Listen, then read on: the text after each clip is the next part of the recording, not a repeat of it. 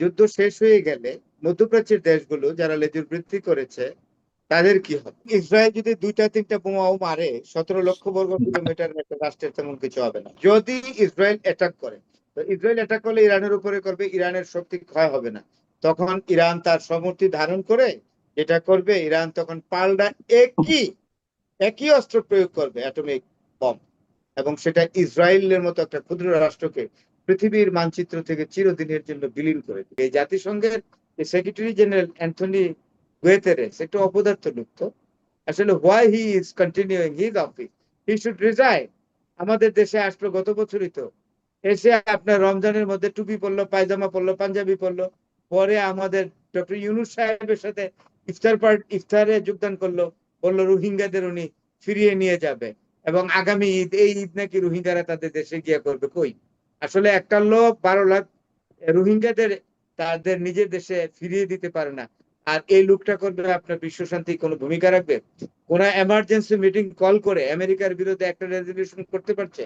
এত বড় অত্যাচারটা যে ডোনাল্ড ট্রাম্প এবং ইসরায়েল যে নেতানিয়াহু করছে ইরানের উপরে, বহু আপনার নিরীহ মানুষ যে মারা যাচ্ছে ইরানে, একটা রেজলিউশন করতে পারছে? একটা নিন্দাবাদ করতে পারছে? যুদ্ধ শেষ হয়ে গেলে যে মধ্যপ্রাচ্যের দেশগুলো যারা লেজুর বৃদ্ধি করেছে তাদের কি হবে?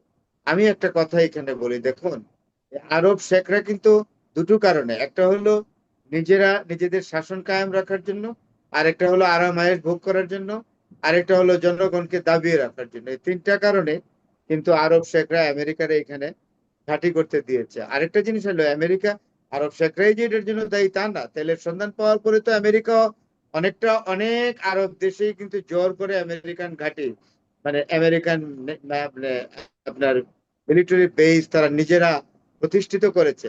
ওইখানে যে অনেক রাজাদের সায় ছিল, শেখদের সায় ছিল, তাও না। আমেরিকার মতো রাষ্ট্র যদি, যখন আমি একটা কথা বলি, পৃথিবীর যে কোনো দেশে মূল্যবান সম্পদের কোনো সন্ধান আমেরিকা পেলে তার আর অস্তিত্ব রাখবেন। দেখেন না কি করেছে ভেনেজুয়েলায়? তো এখন যে জিনিসটা, যুদ্ধ কিভাবে শেষ হবে, এটা একটা গুরুত্বপূর্ণ বিষয়। আর শেখদের কি হবে? ইরান জিতে যাবে, আমি বলে রাখলাম। এবং এই এই শেখ তন্ত্র শেষ হবে মধ্যপ্রাচ্য থেকে, এবং মধ্যপ্রাচ্যে তখন ইরান চাপ দিবে যে গণতান্ত্রিক শাসন ব্যবস্থা কায়েম করো। এগুলো আর চলবে না। এগুলো দুই। 3 নম্বর হলো, আমেরিকার ঘাঁটিগুলো এখান থেকে চলে যেতে হবে। অর্থাৎ ওয়েস্ট এশিয়াকে, এটাও ইরানের একটা টার্গেট, ওয়েস্ট এশিয়া পশ্চিম এশিয়াকে আমেরিকার প্রভাব মুক্ত রাখার জন্য ইরান যা কিছু করার সবই করবে। এবং ইরানের ইনস্ট্রাকশন মধ্যপ্রাচ্যকে অর্থাৎ আরব রাষ্ট্রগুলোকে দিবে। এটা তখন মানতে হবে।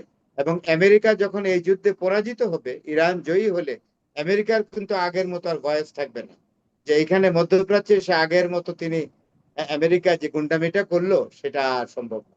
কারণ আমেরিকা একটা প্রতিষ্ঠিত হয়ে যাবে, আমেরিকার বিরুদ্ধে যুদ্ধ করা যায়, আমেরিকাকেও অনেক সময় পরাজিত করা যায়। এই কনসেপ্টে সারা পৃথিবী চেঞ্জ হয়ে যাবে। এবং শুধু তাই নয়, এরপরে ডোনাল্ড ট্রাম্পের পরে কোনো প্রেসিডেন্ট যদি আসে আমেরিকার রাষ্ট্র ক্ষমতায়, সেই প্রেসিডেন্ট আর ইরানের বিরুদ্ধে কোনোদিন যুদ্ধ করবে না। নতুন পৃথিবী তৈরি হবে, নতুন বলয় তৈরি হবে, যেটা আমি একটু আগে বলেছি। এখন ইসরায়েলের হবে সমস্যা, ইসরায়েল যে স্যাবুটেজটা করতে পারে এটা আমি খুব ভয় পাই। আজকে ফৌজিয়া নাকভি নামে একজন ভদ্র মহিলা, আপনার ভারতের দিল্লিতে বাড়ি, উনি একজন বিখ্যাত অধ্যাপিকা এবং আন্তর্জাতিক অ্যানালিস্ট, মানে ডিফেন্স অ্যানালিস্ট। উনি বলেছেন যে এখন ইসরায়েল যেটা করতে পারে, ইসরায়েল, উনি বলেছেন যে অ্যাটম বোমা অর্থাৎ নিউক্লিয়ার বোমা আমেরিকা নিক্ষেপ করবে না, করবে ইসরায়েল, এই সম্ভাবনা রয়েছে। কারণ ইসরায়েল তখন বলবে যে আমি তো শেষ হয়ে গেছি। আমেরিকা যদি কোনোভাবে মধ্যপ্রাচ্য থেকে ড্রাইভ আউট হয়ে যায়, বিতাড়িত হয়, তাহলে Israel will be the alone state and having no power exactly to defend any power in the Middle East. তখন কিন্তু ইসরায়েলের আগের মতো আস্ফালন থাকবে না, যেটা 48 সালে দেখিয়েছে, যেটা আপনার দেখিয়েছে 67 সালে, যেটা দেখিয়েছে 73 সালে। নো, এই ধরনের ক্ষমতা আর দেখবেন আর থাকবে না ইসরায়েলে। ইসরায়েল আর তাছাড়া হামাস এবং আপনার হামাস আর এটা কি বলে হিজবুল্লাহ ঘরের দুয়ারে নক করছে, ঘরের দুয়ারে। শত্রু কিন্তু একেবারে ঘরের দুয়ারে।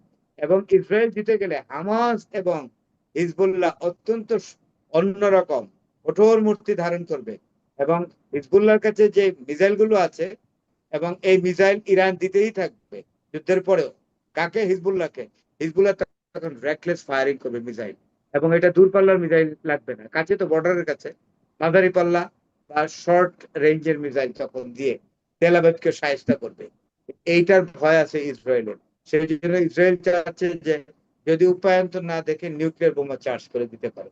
এখানে একটা যুক্তি কিন্তু আছে। তো সবকিছুর পরে আমার মনে হয় যে বিশ্ব শান্তি অনিবার্য। এবং সবচেয়ে বড় কথা, আমার সবচেয়ে খারাপ লাগে এই জাতিসংঘের সেক্রেটারি জেনারেল অ্যান্থনি গুয়েতেরেস একটু অপদার্থ লোক তো। আসলে why he is continuing his office, he should resign. আমাদের দেশে আসলো গত বছরই তো, এসে আপনার রমজানের মধ্যে টুপি পরলো, পায়জামা পরলো, পাঞ্জাবি পরলো, পরে আমাদের ডক্টর ইউনূস সাহেবের সাথে ইফতারে যোগদান করলো, বললো রোহিঙ্গাদের উনি ফিরিয়ে নিয়ে যাবে, এবং আগামী ঈদ, এই ঈদ নাকি রোহিঙ্গারা তাদের দেশে গিয়ে করবে। কই?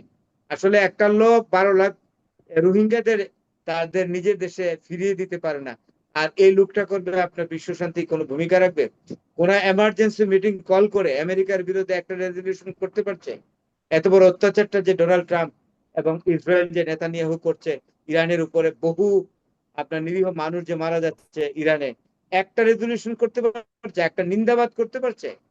একটা নিন্দাবাদ। এবং একটা তো করা উচিত 161টা রেজলিউশন জাতিসংঘের সিকিউরিটি কাউন্সিল এবং জেনারেল অ্যাসেম্বলিতে আপনার করেছে, জাতিসংঘ রেজলিউশন করেছে ইসরায়েলের বিরুদ্ধে, টু স্টেট সলিউশনকে ফেভার করে। কিন্তু আপনি দেখেন তো, এখন পর্যন্ত এই রেজলিউশন সবগুলো ডিক্লাইন করেছে ইসরায়েল এবং আমেরিকা। এই যে ডিক্লাইন করলো এই দুইটা রাষ্ট্র, এই দুইটা রাষ্ট্র এই উপর্যুপরি রেজলিউশন অমান্য করার জন্য কোন রকম নিন্দাবাদ জাতিসংঘ কি এসছে? তাহলে এই জাতিসংঘ দিয়ে আমাদের কি কাজ? জাতিসংঘ আসলে united nations has become a লাফিং স্টক ইন ওয়ান সেন্স, এবং ডোনাল্ড ট্রাম্প এই যুদ্ধে হি হ্যাজ বিকাম এ লাফিং স্টক। তিনিও হাস্যকর ব্যক্তিতে পরিণত হয়েছেন। ডোনাল্ড ট্রাম্প বুঝে গেছেন যুদ্ধে তার পরাজয় প্রায় নিশ্চিত। এখন জি, আর আপনার কাছে এই ফাঁকে আমি আরেকটা প্রশ্ন করে রাখছি। ধরুন ইসরায়েল অবৈধ সন্তান অবৈধভাবে, এবং যেহেতু যুক্তরাষ্ট্র কথা শুনে না, না শুনেই এই যুদ্ধটাও যেমনটি ভাবে তৈরি করেছিল যুক্তরাষ্ট্রের কনসেন্ট ছাড়া, আবার কনসেন্ট ছাড়া ধরুন নিউক্লিয়ার বোমা নিক্ষেপ করলো, এর পরবর্তীতে কি হবে? মানে ইরানের অবস্থা কি হবে, ইরানের ভূমিকা কি হবে? তো ধরেন ইসরায়েল যদি 2-3টা বোমাও মারে, 17 লক্ষ বর্গ কিলোমিটার একটা রাষ্ট্রের তেমন কিছু হবে না। অলরেডি ইরান কিন্তু একটা প্রিকশনের মেজার নিছে, কোন কোন জায়গা থেকে তারা সিভিলিয়ান লোকজনকে সরিয়ে রাখছে। যদি ইফ আসলে যদি ইসরায়েল অ্যাটাক করে, তো ইসরায়েল অ্যাটাক করলে ইরানের উপরে করবে, ইরানের শক্তি ক্ষয় হবে না।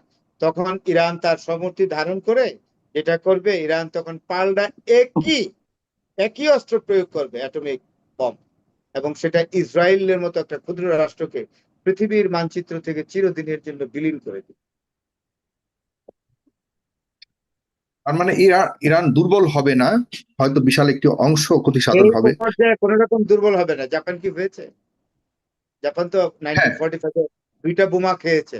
জাপান তো আগের চেয়ে ইন্ডাস্ট্রিয়ালি খুব স্ট্রং। আপনি আপনি ইরান তো জাপানের চেয়ে কত, জাপান তো মাত্র 3,77,000 বর্গ কিলোমিটার, আর হলো প্রায় 17 লক্ষ বর্গ কিলোমিটার। ইরান বিশাল দেশ, এটাকে সম্পূর্ণ ধ্বংস করা যাবে? যেই মাত্র ইসরায়েল, আর একটা খবর তো আসবে বাই দিস টাইম, যদি নিউক্লিয়ার বোম চার্জ করে, এটা এখন রাডার আছে, স্যাটেলাইট আছে, চায়না এবং রাশিয়া তারা সিগন্যালিং করবে ইরানকে। এমনও তো হইতে পারে এই সিগন্যালিং এ ইরান ইসরায়েল মারার আগে ইরানকে আগে মেরে ফেলবে তেল আবিবের উপরে। অথবা তেহরানও মানে দিছে। হুম, হ্যাঁ, অর্থাৎ মানে অথবা মিসাইল যুক্তরাষ্ট্র মানে সশরীরে আঘাত খেতে পারে, কারণ ইরান কিন্তু ছাড় দেবে। ইরান ইরান কোনোভাবেই, যুক্তরাষ্ট্র যদি এবার বলি, ইরানের হাতে তো 11,000 কিলোমিটার রেঞ্জের টমাহক মিসাইল অলরেডি ইরানের হাতে আছে, এবং এটা টেকনোলজি পুরোটা সাপ্লাই করছে আপনার চায়না। তাহলে আপনি কি মনে করেন যদি এই ধরনের হয়, তাহলে ইরান তো ওয়াশিংটন ডিসি থেকে বোমা মারবে? মিলন সরে যাস। হ্যাঁ, ইসরায়েল তো এখন ঠিক জি, মাথাটা একদম খারাপ হয়ে গেছে ইসরায়েলে এইসব বিষয়ে। জি, তো সুতরাং আমি মনে করি ইরানকে আন্ডার এস্টিমেট করা এখন আর সুযোগ নাই। আজকে 16 দিন পার হয়ে 17 দিনে পড়তেছে এই যুদ্ধ। তারপরেও ইরানকে যদি কেউ ভাবে যে ইরান ডমিনেটেড হয়ে যাবে, না। ইরান ইজ মানে মানে powerful state, indomitable They proven already. They proven already. Indomitable spirit এই শব্দটা ইউজ করলাম। 16 you, দিনের thank you, যুদ্ধের sir. পর Iran has been indomitable still today. সুতরাং জি, ইরানকে না ইরানের জি আপনাকে ধন্যবাদ। আমি ইফতেখার আহমেদ মিঠুর কাছে যেতে ইরানের কোন নেতার মানে বক্তব্যের মধ্যে কোনো দুর্বলতা দেখছি না। ইরান বলেছে যে হরমুজ প্রণালীতে আমরা আমাদের নিয়ন্ত্রণে রয়েছে, মানে ট্রাম্পের বক্তব্যের বিপরীতে আব্বাস আরাকচি বলেছে যে এটা আমাদের সম্পূর্ণ আমাদের দুঃখিত আইআরজিসির চিফ বলেছে যে আমাদের নিয়ন্ত্রণে রয়েছে। যদি মনে হয় ট্রাম্প যে আমাদের এখানে নৌ ব্যবস্থা সম্পূর্ণ শেষ করে দিয়েছে, তাহলে সাহস থাকলে পাঠাক তাদের শিপ। এ ধরনের হুমকি তো দিয়েছে। প্রশ্ন ওঠে না, ইরানের যে হরমুজের কন্ট্রোল যদি আমেরিকার হাতে যেত তাইলে এটা ভিডিও ফুটেজে পরিষ্কার হয়ে যেত এতদিনে। আসলে যায় নাই। যেটা করছে যে এটা আমাদের কর্নেল ভাই সাহেব যেটা বলে গেলেন যে আসলে একটা সাইকোলজিক্যাল ব্যাপারও আছে, কিছু প্রপাগান্ডা ছড়ায়। আর দুঃখজনক হলো Right, right. আমেরিকার প্রেসিডেন্ট নিজে প্রপাগান্ডা করে, এই ডোনাল্ড ট্রাম্প। হ্যাঁ, হ্যাঁ, হ্যাঁ। জি আপনাকে অনেক ধন্যবাদ।